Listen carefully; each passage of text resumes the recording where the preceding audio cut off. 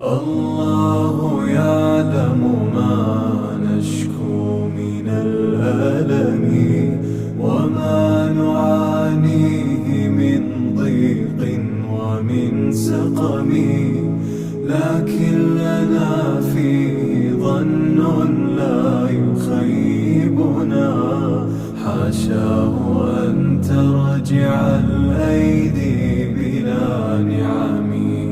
كم جاد من فضله قبل السؤال، وكم أعطى وأغنى بمحض الجود والكرم.